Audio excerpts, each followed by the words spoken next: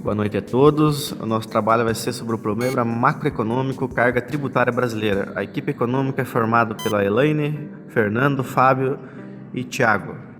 Começaremos abordando um breve histórico da carga tributária no Brasil. O Brasil, então, possui atualmente uma das maiores cargas tributárias do mundo, atingindo aí quase 40% do seu produto interno bruto. Na recente história do Brasil, os governos, de uma maneira geral, têm adotado medidas que elevaram a carga tributária. Então, portanto, esses tributos se constituem numa forma de transferência de recursos da sociedade para o governo. Porém, em certos momentos, essa transferência de recurso da sociedade para o governo pode causar aí, um comportamento nos agentes econômicos de retração, ou seja, os agentes vão passar a consumir menos, e então há uma ideia aí de sacrifício, no qual o consumo é compulsoriamente reduzido em troca da provisão de bens públicos e nem sempre atendem satisfatoriamente aos mesmos contribuintes, ou seja, o governo está arrecadando muito e gastando e alocando mal esse dinheiro arrecadado. O IBGE vai mostrar para a gente que a carga tributária brasileira saltou de 7% em 1920 para 38,95% em 2005. Então, do ano de 1920 a 1958, a carga tributária teve um acúmulo de 170%. Então, passando de 7% para 19% do PIB. Ainda o Instituto Brasileiro de Planejamento Tributário, com base no estudo no sistema tributário brasileiro, concluiu que para um contribuinte compreender de maneira razoável a questão tributária no Brasil, ele vai ter que necessariamente analisar 3.000 normas fiscais, estudar mais de 61 tributos cobrados no Brasil e ainda verificar 93 obrigações acessórias que pressionam tanto as empresas brasileiras como os profissionais atuantes na área tributária. Ainda temos a relação de tributos diretos e indiretos cobrados no Brasil. Temos a questão de bens e serviços, que é cobrado o ICMS, o IPI, o PIS, o COFINS, entre outros. Quando se trata, falando de salários, temos o INSS, FGTS e contribuição de servidor público. Ainda temos sobre a renda o IR, no que tange aí o comércio exterior é cobrado o imposto sobre a exportação. Questão de patrimônio, você que tem carro vai pagar IPVA, IPTU sobre o imóvel, ITBI sobre compra e venda de terrenos, seja eles rurais ou urbanos, e ainda temos outras taxas e contribuições, além de outros impostos que são cobrados. Então, a seguir será apresentado as variáveis macroeconômicas e uma possível solução para o excesso de tributação brasileira, no ponto de vista dos novos clássicos, que fazem uso da curva de Laffer, bem como as ideias de Milton Friedman, que são a democracia política, valorização da competição econômica, diminuição do tamanho do Estado, economia de mercado como fonte para a prosperidade do país e das pessoas, e política fiscal baseada na redução de impostos. Tributação ótima, variáveis macroeconômicas.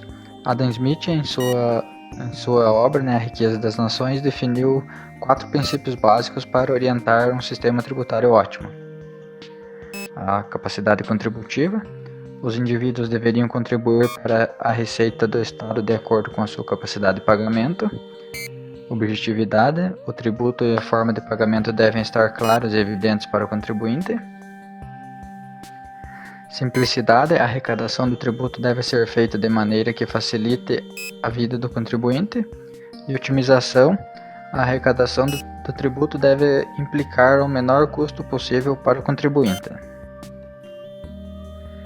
E o Brasil vive um cenário totalmente ao inverso, onde a sociedade paga muitos tributos, mesmo sem condições de pagamento, tributos abusivos para o bolso do contribuinte, onde os mesmos a cada dia dificultam mais a vida da sociedade, onde o governo cobra muito e gasta mal, fazendo com que as variáveis como consumo, renda e emprego caiam drasticamente, pois o ambiente econômico de mercado brasileiro tem um forte peso do Estado, condições essas que se assemelham à teoria keynesiana, que Keynes defende a forte presença do Estado na economia.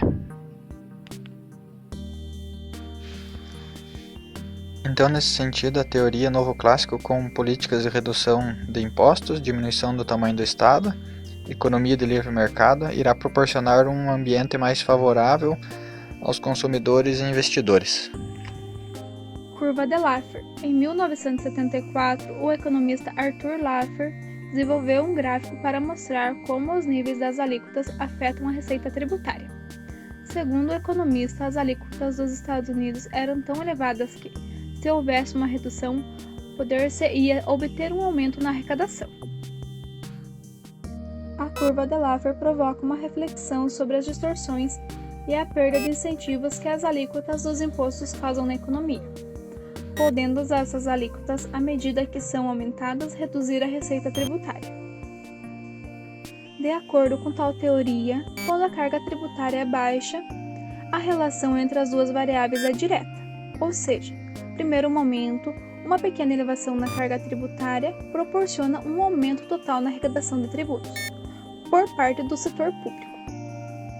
Como depois de alcançar o ponto máximo da arrecadação, a curva sofre uma inflexão, e a relação passa a ser inversa. Se o governo tenta elevar ainda mais essa carga tributária, já muito alta, ele começa a perder a arrecadação, em vez de aumentar sua receita. Laffer aponta como justificativa central para explicar a ocorrência de tal fenômeno o fato que a carga tributária, quanto mais elevada, estimula a evasão fiscal, como a sonegação de impostos, e fomenta as atividades informais e ilegais. Isso gera, por sua vez, desestímulo sobre os negócios e, em geral, da economia formal, diminuindo assim a base de incidência de tributação. Boa noite a todos. A proposta da nossa equipe econômica para o Brasil, tomando como base o modelo novo clássico, podemos fazer o uso de políticas não intervencionistas para amenizar a curto prazo a situação do Brasil no que tange carga tributária, baixo desenvolvimento e investimento, pois o Brasil atualmente não possui o ambiente favorável para se investir e, consequentemente, gerar emprego e renda. Nesse sentido, defendemos uma economia de mercado ampla, diminuição do poder do Estado sobre a sociedade e valorização da competição. O Brasil precisa de um tripé de ações para dar um norte ao Brasil: a reforma da Previdência, a privatização de empresas e a reforma tributária, pois uma carga tributária ideal para o Brasil seria de 20% do PIB. Portanto, uma carga tributária mais baixa geraria um aumento de arrecadação do governo, pois num ambiente assim cairia a sonegação de impostos, reduziria também o contrabando de mercadorias e os agentes econômicos teriam uma capacidade maior para contribuir. No âmbito de privatização de algumas empresas, é eficaz para o Brasil, desde que seja para capital brasileiro, pois se as empresas a serem privatizadas fiquem nas mãos de investidores brasileiros, a circulação monetária ficará em solo nacional, além de geração de emprego e respectivos lucros possam ser reinvestidos novamente em empresas e negócios brasileiros. Para nossa equipe econômica, os recursos brasileiros têm que ser captados pelos estados e municípios para que não precisem recorrerem a Brasília, pois eles têm que se subsidiarem. Para concluir, a reforma tributária em si não equilibra o orçamento público, contudo ajuda muito a economia, pois se há uma queda da carga tributária, aumenta o consumo e o país começa a se industrializar. Portanto, se faz necessário um corte de gastos, até que chegue a um equilíbrio entre receita e despesa do governo. Desta maneira, quando se alcançar o equilíbrio, o Estado, com uma pequena participação na economia, incentive e dê iniciativas a empresas públicas, e que posteriormente sejam repassadas e privatizadas com capital nacional, para que todos os privilégios fiquem dentro dos limites nacionais, que desse modo o Brasil possa voltar e ter incentivos para se industrializar e progredir, e se desenvolver economicamente, e que o Estado auxilie e também invista em tecnologias para que os nossos produtos agreguem valores internacionalmente. Nesse sentido, os agentes começariam a otimizar, agindo em seu interesse e o mercado se autoequilibrando através do livre mercado.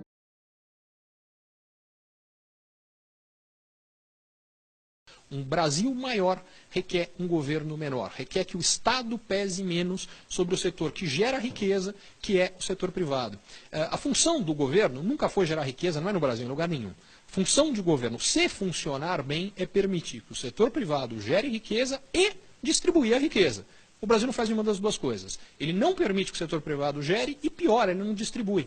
Porque se a gente comparar a distribuição de renda no Brasil antes dos impostos e dos programas de governo com ela depois, ela piora depois que tem os impostos e os programas do governo. Por quê? Porque os impostos no Brasil são muito concentrados em consumo e quem mais paga imposto em consumo são os mais pobres. Porque quem ganha mais não consegue gastar tudo que ganha. Quem ganha pouco gasta tudo. Então, como ele paga muito imposto em cima de consumo, o pobre no Brasil paga mais imposto que rico. Essa é uma das distorções que nós temos no país.